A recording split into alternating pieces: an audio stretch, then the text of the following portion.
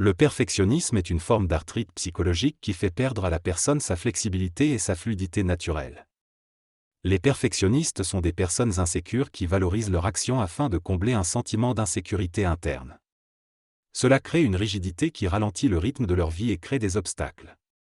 Le perfectionniste se complique la vie inutilement en développant une attitude rigide et une peur constante de commettre des erreurs. Cette peur crée un cercle vicieux et empêche le développement d'une liberté véritable.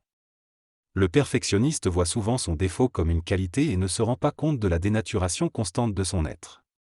Il devient mécanique et perd conscience de sa créativité. Il est difficile pour lui de revenir à une expérience plus libre de la vie.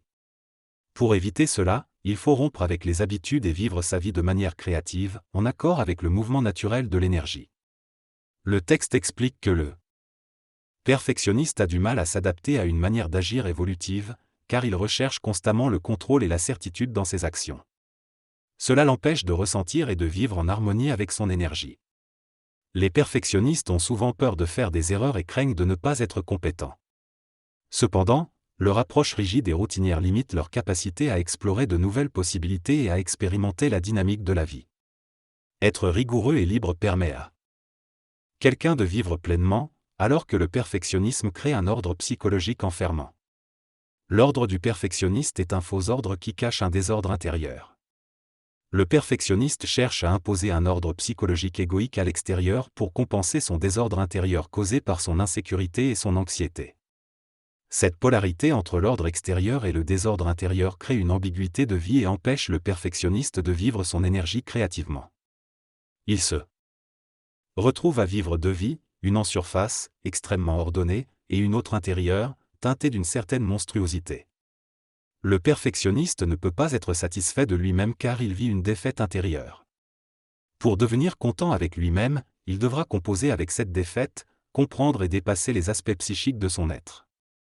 Être content avec soi-même n'est pas suffisant pour être heureux car cela ne répond pas à la vie telle qu'elle est. Le perfectionniste tente de manipuler les événements de la vie pour être content de lui-même, mais cela crée un château de cartes instable.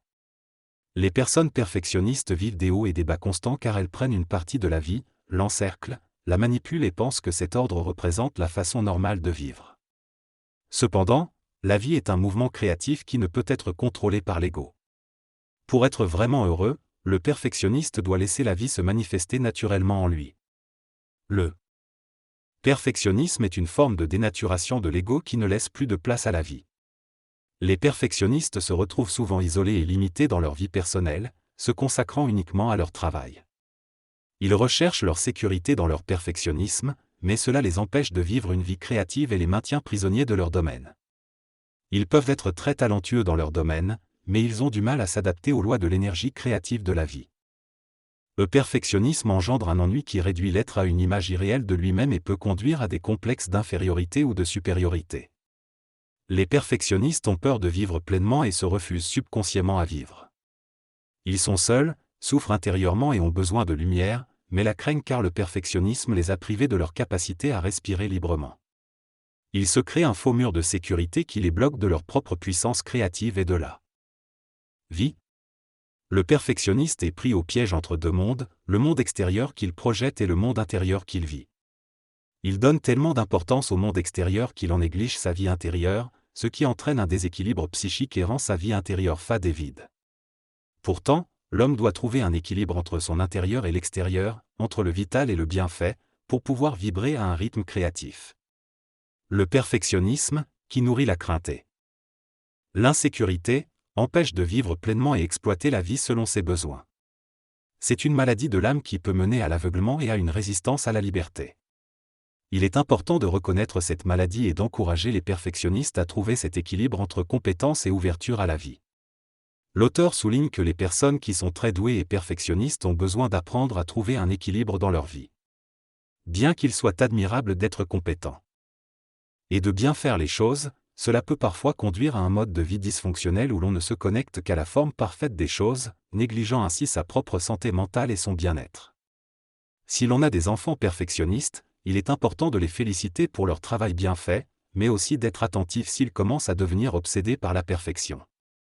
Il est essentiel de leur apprendre à se détendre, à ne pas se terroriser intérieurement et à trouver un équilibre dans leur vie.